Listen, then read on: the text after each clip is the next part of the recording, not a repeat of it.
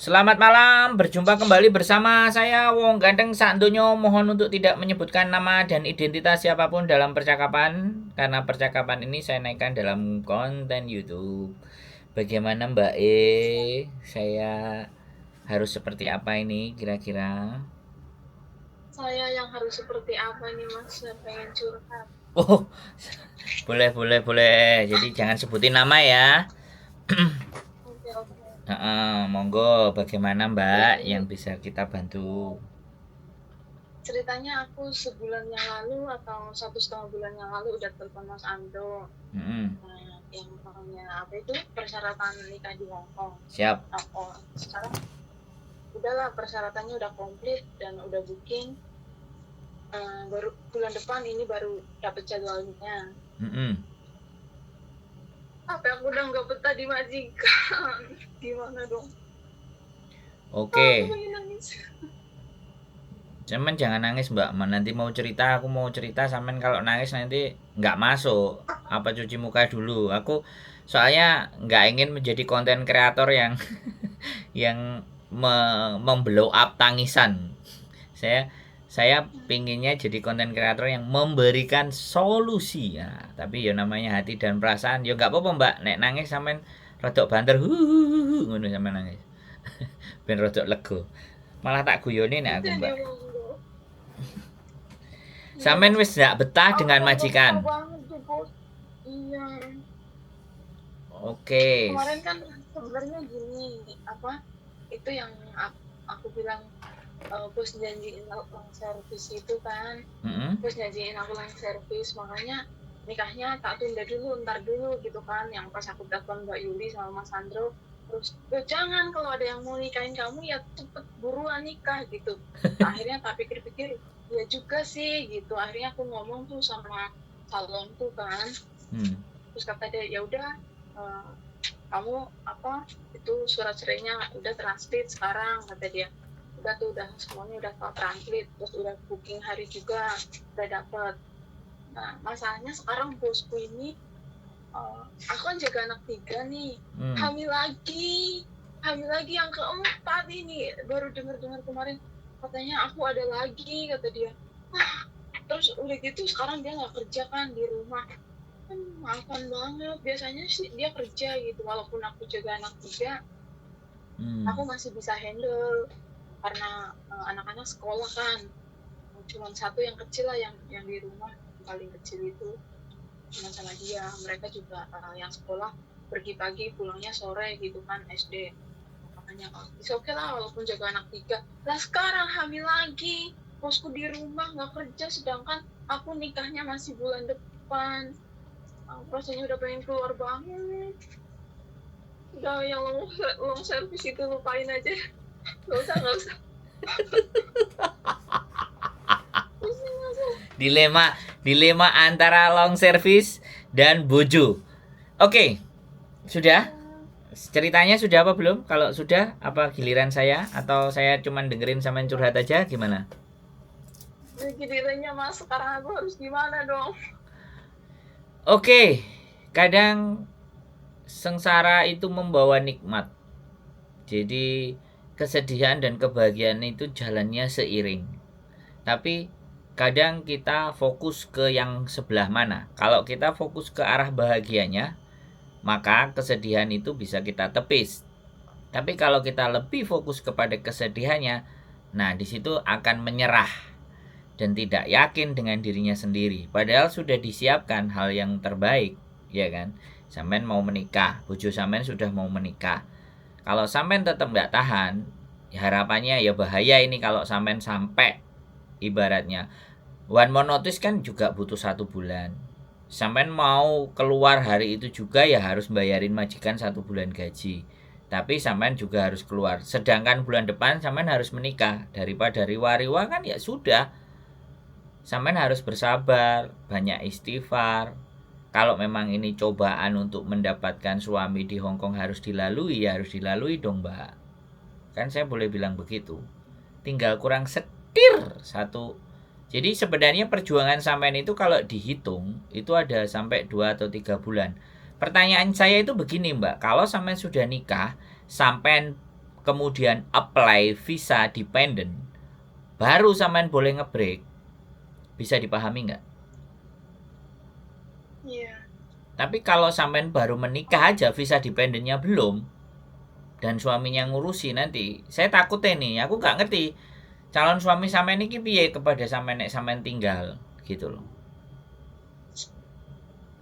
Nah, kalau sampean nggak mau ya sudah, sampean cari agent tanda tangan calon suaminya sampean, ya kan? Jadi ini tumpuk-tumpuk jatuhnya. Suami sampean keluar duit banyak, ngejeng sampean. Oh, maksudnya aku dijeng suami. Iya, boleh. Tapi kan sampean sudah daftar nikah. Udah, tadinya kan Maret. Nah, Terus aku bilang gini, jangan Maret dong, aku maunya Minggu, soalnya aku nggak mungkin bisa keluar hari biasa kan. Apa Sabtu gitu nggak bisa, pokoknya aku maunya Minggu. Nah, kemarin dapetnya itu Maret akhir. Nah, aku bilang, aduh jangan dong, Maret April kelamaan. Terus pas kemarin submit, dia datang ke merit register sana, katanya ada yang kosong itu pertengahan bulan Februari. Bisa tuh akhirnya maju 1 bulan lah, dipercepat 1 bulan gitu ya. Tapi yang di sini nih, yang setiap hari ketemu nih udah rese banget. Kayaknya aku udah nggak sabar banget gitu ya. Makanya aku bingung, kalau aku keluar juga ntar aku gak ada visa, terus abis nikah juga kan aku nggak bisa langsung dapet visa dari suami, paling nggak 2 bulan kan, otomatis aku bertahan di sini masih 3 bulan lebih. Ya sudah, kalau memang sampean ngerasa ya perjuangan sampean, ya tahanin aja sampai nikah, sampai apply itu masuk. Sampai apply itu masuk, setelah apply masuk 2 minggu tidak ada masalah, baru sampean boleh keluar. Jadi nanti sampean balik ke Hong Kong lagi dengan visa baru. Mas Andro, kalau misalnya kita udah nikah terus apply visa sekitar 2 minggu itu udah ketahuan Ya, enggak. visa kita 2 minggu apa tidak gitu. 2 minggu itu syarat-syarat yang kurang apa? Kalau tidak ada syarat-syarat yang kurang, 2 minggu nggak ada masalah, ya berarti jalan terus, itu cepet. Nah, sampean harus melewati masa itu dulu, 2 minggu itu, setelah apply. Berarti aku masih panjang di sini. Ya iya, sampean nggak bisa mutusin OS. Biasanya memang orang kalau sudah kecantol laki-laki pasti sama majikan itu sudah jengah. Makanya kan saran saya, kalau sampean masih 3 bulan ya sampean suruh nanda tanganin suami. Solusinya kemarin sebelum nikah tanda tangan sama suami dulu. Jadi biar sudah tinggal sama suami baru urus nikahnya. Nah, sampean kemarin saranku bagaimana? Nggak sampean dengerin nggak? Tahu apa enggak? Saya nyaranin untuk sampean dijeng sama suaminya nggak? Kalau sampean bisa dijeng sama suami berarti menikah itu bisa. Tapi kalau suami ngejeng sampean aja tidak masuk kriteria, menikah juga akan tidak masuk kriteria, Mbak. Bukan nggak masuk kriteria, aku bilang aku pikir kan dijanjiin long service itu. Sebenarnya kemarin kan bosku semuanya kerja gitu, anak-anak juga sekolah. Makanya aku pikir udahlah santai aja gitu, tak jalanin pelan-pelan sampai nanti finish kontrak yang ketiga ini kan. Aku kan ikut majikan ini kan udah 5 tahun. Intinya aku pengen finish dulu baru nikah sama dia gitu kan. Ini malah hamil lagi anak yang keempat dan bos nggak kerja. Duh. Nah terus aku mau ngomong piye, Mbak? Aku suruh gimana? Kalau udah kayak gini masalahnya aku suruh gimana? Aduh, aku jadi harus bertahan gitu ya, Mas. Enggak harus bertahan, sampai disuruh ngejeng suaminya juga nggak apa-apa. Tapi jatuhnya ada nikah, itu jadinya double pengajuan. Setelah nikah, sampean dijeng sama majikan, itu sesuatu yang menurut saya nggak ada masalah juga sih. Jadi bojone dhewe mau dijeng itu nggak ada masalah. Kalau sampean mau keluar ya udah, sampean one man notice atau sampean dijeng, bayari agent masuk ke majikan ya kan, tanda tangan suami sampean, ketika ongoing proses sampean one man notice. Jadi bulan depan sampean bisa keluar. Nah, pas pernikahan itu usahakan masih di sisa 14 harinya sampean. Bisa dipahami nggak hitungannya? Sampean ngerti nggak yang tak aku omongin? Ngerti. Jadi Ya. kan setelah putus kontrak dari majikan masih ada sisa 14 hari dulu, Nah, maksudnya. jadwal itu kan harus di sela-sela nikah gitu loh. Iya. Makanya long service itu kadang-kadang jebakan Batman. Saya nggak nyalain ya, namanya duit banyak. Saya nggak nyalain. Semuanya pasti mengharap. Bahkan saya itu laki-laki ditinggalkan oleh wanita itu gara-gara dia mengharapkan uang 150.000 Hongkong dolar. Jadi saya itu bisa kalah sama duit gitu.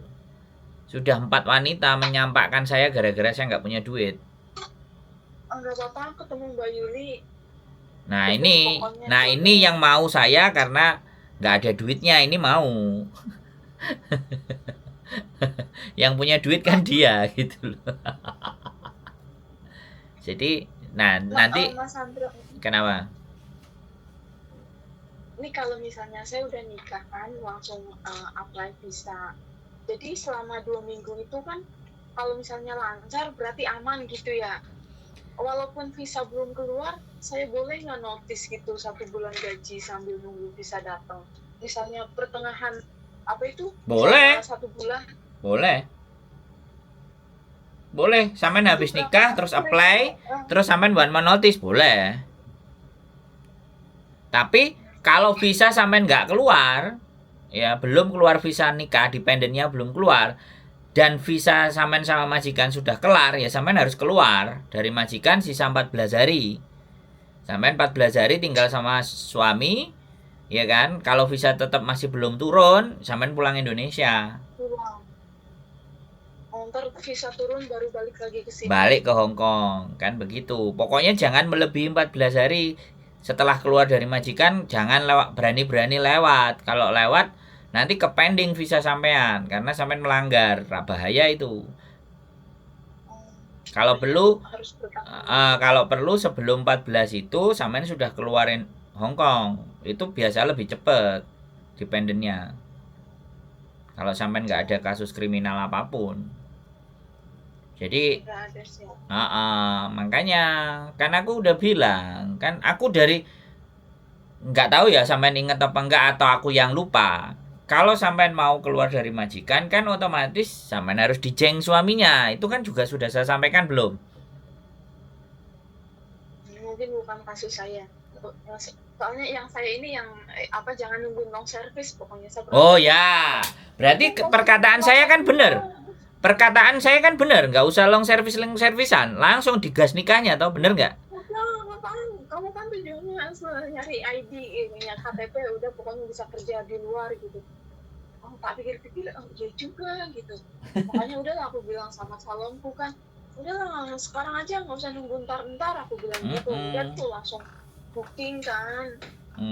Nah, Mas Andro, kalau misalnya aku udah turun visa nih, terus kan booking buat bikin ID kan, ID Hong Kong, itu biasanya berapa lama bisa dapat ID setelah booking itu? Jadi setelah sampean visa dependen keluar, terus sampean ngajukan KTP, itu biasanya ya karena KTP ini agak lama ya, tapi ya nggak apa-apa, dinikmati aja. Sekitar ya bisa, nggak tentu, bisa ada yang 1 bulan, ada yang 3 minggu. Pembuatan KTP ini agak apa? Hampir sama kayak pengajuan visa dependen gitu ya, Mbak? Saya rasa lebih cepat sih. Saya rasa lebih cepat. Lebih dekat. Oh gitu. Ini itu pertanyaan hal-hal kayak gitu itu nggak bisa saya jawab dengan pasti, tapi hanya prediksi aja. Jadi pembuatan KTP bahkan jadwal nikah aja, kalau mau cepat itu di Dunmun atau enggak Satin. Aku di Satin ini. Nah ya sudah. Soalnya saya kemarin memprosesin anak-anak semuanya yang mau cepat-cepat itu tak buang ke Dunmun semua. Dan ternyata lebih enak. Nggak ada yang minggu di Dunmun, nggak bisa hari Minggu, close semua kalau Minggu. Ya sudah ya kembali lagi. Nah, itu Yes. kembali lagi ya. Nggak ada masalah buat saya, nggak ada masalah, tapi itu nggak perlu kita perdebatkan, oke? Ya, sampean sudah ngambil kesatuan sudah, karena ketika saya ditanya siapapun nanti kalau bertanya menikah dengan saya selalu mencoba arahkan ke Junmun yang jauh lebih sepi, tidak banyak gitu loh. Tapi kan permintaan sampean hari Minggu ya sudah, karena memang sampean ada majikan, aku nggak ngerti. Karena kalau nggak hari Minggu nggak bisa ya sudah, nggak apa-apa, no problem, nggak perlu dibahas. Terus gini, Mas Andro, kalau apa? Kalau saya bisa udah turun nih, udah booking buat bikin ID, terus saya mau pulang Indo dulu, bisa nggak? Ya bisa, nggak ada Maksudnya masalah. nggak apa-apa ya, nggak ada masalah ya. Nggak ada Maksudnya saya masalah. nunggu KTP-nya di Indo saja gitu. Maksudnya kan ntar adekku mau nikah, aku pengen ketemu keluarga, soalnya keluarga yang jauh-jauh di Kalimantan sama di Batam sana juga mau pulang gitu. Maksudnya aku juga udah lama gak ketemu mereka, sekalian pulang gitu, sekitar Nggak ada bulan masalah. Juli gitu kan. Ya ajak calonnya juga, suami sampean diajak juga loh. Udah sih, udah ke Indo. Waktu itu aku cuti tahun lalu, aku cuti, dia ikut ke Indo. Kita juga udah nikah siri sih di Indo. Dia juga udah masuk Islam, baca syahadat apa. Ya udah, pas hari nikahnya ajak pulang aja suaminya, beres toh. Nanti 2-3 hari dia balik ke Hongkong kerja, sampean tunggu visa kan, beres toh. Tunggu ID, visa, aku pengen visa turun dulu gitu. Baru aku mau ntar nunggu ID-nya, baru aku mau pulang Indo gitu. Kalau nunggu visa pulang Indo, takutnya ini lama prosesnya. Nggak ada yang lama. Ya nggak ada yang lama, nggak ada yang kuat. Dibatasin nggak? Kenapa? Ada yang dibatasin waktunya berapa lama? Apa terserah aja gitu? Enggak. Terserah mau pulang berapa lama gitu? Ya terserah, walaupun sampean visanya belum sudah turun terus sampean belum balik ke Hongkong ya nggak ada masalah, tapi ada batasannya kalau visa itu. Kalau tidak 6 bulan kita segera ambil, maka dilakukan pengajuan visa lagi. Bagaimana dengan Hongkong ID-nya? Apa sama seperti itu juga? Gini loh Mbak, kalau sampean sudah punya visa itu sampean bisa berkeliaran di Hongkong. KTP itu gampang, KTP itu kan tinggal nunggu. KTP itu hanya identitas KTP. Yang penting visa sampean ada itu nggak ada masalah. Kalau sampean kemudian visa turun terus pulang, ngurus ID itu kan harus sampean sendiri. Bisa dipahami nggak? Nggak bisa suami. Iya, kalau visa udah turun, kemudian sampean ajukan KTP lagi, ya kan? Baru sampean tinggal pulang ya nggak apa-apa. Tapi KTP ini nanti yang ngambil kan juga sampean juga. Kecuali kalau mbak-mbak TKW ini kan KTP-nya diambilin sama agennya juga ada, boleh yang memprosesnya dia. Tapi kalau sampean kan dependent harus dirinya sendiri. Kayak saya itu ngambil KTP ya harus diri saya sendiri. Intinya sampean itu nggak usah gelisah, ya. Kalau sampean mau break hari ini, besok atau lusa, one man notice. Yang penting acara nikahnya sampean masih ada sisa untuk tinggal di Hongkong. Jadi habis nikah besok atau lusanya itu apply visa dependent, wes. Itu mau sampean tinggal pulang no problem. Bisa dipahami nggak? Jadi sekarang patokannya udah nggak usah bingung KTP, nggak usah bingung visa. Setelah sampai nikah, apply terus sampai pulang itu boleh. Tapi biasanya supaya lebih langkah amannya, pas apply itu kasih jeda 2 minggu untuk nunggu ada kekurangan nggak, butuh interview nggak, kan kayak gitu tuh. Makanya kalau sampean mau, ya sekali lagi, hitungan dari apply, dari nikah ya, misalnya hari ini nikah, terus besok apply, hitungan 2 minggu dari apply, itu sampean masih di Hongkong, masih bisa, visanya ada di Hongkong, itu sampean hitung sendiri. Jadi tanggal berapa sampean harus, break one man notice-nya. Bisa dipahami nggak? Gitu loh Mbak, jadi orang usah dibingungkan. gak betah ya mulai gitu loh. Nek sampean yakin bojone sampean ngerabi sampean ya mulai. Tapi kan jangan gegabah gitu loh. Perkara gak seneng terus tidak dihitung jadwal nikahnya kapan. Sampean hari ini ya bayari majikan, hari ini keluar, nanti pas nikah sampean balik lagi ke Hong Kong. Hong Kong cuma ngasih 1 bulan. Bisa dipahami nggak? Nah 1 bulan itu pas sampai nikah plus apply kan 2 minggu. Habis itu 1 bulannya sampean visa habis, sampean pulang lagi Indonesia. Terus nunggu visa turun. Jadi riwa-riwa bolak-balik. Nenek sampean gelem yo gak popo. Numpak sing murah ae Scott Air Asia. Gak sampai larang-larang 2000 Hongkong dolar ya wis beres. Wis iso PP malah 1500 muan. Nek aku gitu loh ya, nek aku gak nek wonge sampean gak betahan ngono lho. Paham gak? Halo? Ya tak pikirin bentar. Iya. Iya, jadi sampean jangan aku piye ndak masuk buat saya. Udah ada yang mau, udah ada yang mau nikahin, ya sudah percaya kalau memang dia benar-benar mau nikahin sampean. Kan aku ndak ngerti hubungannya sampean sama suaminya sampean niki sudah baik apalagi sudah siri.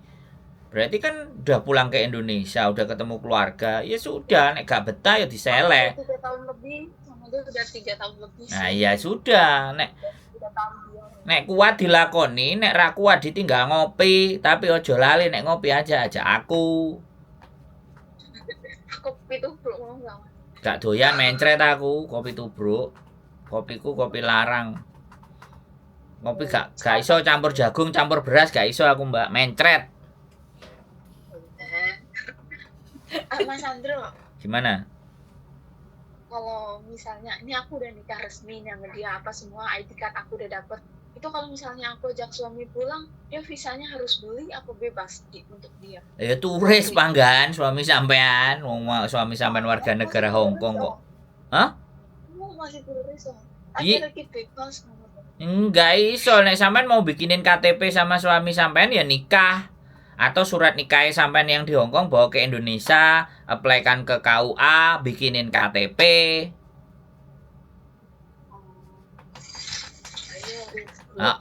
Bikinin KTP terus lapor ke imigrasi, ini mau jadi warga negara Indonesia. Lah, nek pingin jadi warga negara Indonesia, jenenge warga negara itu paspornya kudu diganti. Dan nek aku yo eman, enggak apa-apa turis. Rampus sih Mbak. Paspor Hong Kong lebih kuat dibandingkan paspor Indonesia. Yang mau bayar 500 loh. 500 enak. Ya iya bayar 500 kok bingung. Hah? Iya sebulan. Nah, 300 Hong Kong dolar itu kecil buat orang Hong Kong. Hei, sampai ini piye? Aku bingung. Enggak ngomong maksudnya begini engkau kapan-kapan pengen neng Indo 2 bulan 3 bulan ngono lo nggak harus keluar lagi balik lagi Indo gitu. Ya diperpanjang visanya bojone sampean 3 bulan gitu. Minta. Boleh kah? Ya boleh lah, ngapain nggak boleh? Oh, tak kira sih maksimal 1 bulan. Nggak ada, 3 bulan boleh minta ajukan. Datang ke KJRI nanya, saya 3 bulan boleh nggak kalau dia bisa ngurus. Oh, diurus aja di on arrival, di kedatangan. Misalnya Surabaya ya udah diurus. Pak, ini mau 3 bulan bayarnya berapa? Selesai. Iya sih, kok bingung sampean? Makanya cari pengetahuan, tanya yang benar sama orang yang jelas. Ini makanya tamanya. Ya jolali juga rek, yo kopi barang aku yo gelem sak cangkir lah. Kan gak larang-larang. Mau tak unsal nek kok ngene. Terus nikah ini aku melok apa ora? Bahagia. Diundang ora? Kok koyok ngoyok. Hari Minggu itu Mas Andro biasanya sibuk gitu. Makanya aku ngabarin Mas Andro suruh datang. Biasanya kan sibuk, ada anak-anak yang datang ke rumah apa gitu kan, main apa itu genjrengan lah segala macam di Victoria Park. Ngerti ya. Nek aku diundang ya tak jak bojoku. Kan nikah itu kan gak ruwet. Iya. Ya gak apa-apa sih. Nek aku gak juga pas siang. Nek aku nggak dilibatkan sampean pas saat-saat bahagia ya nggak apa-apa. Aku ditanyain pada saat sampean bingung ngambil sumpek ya ora masalah sih nek aku. No problem. Tenang-tenang. Ya Kok nggak gitu juga.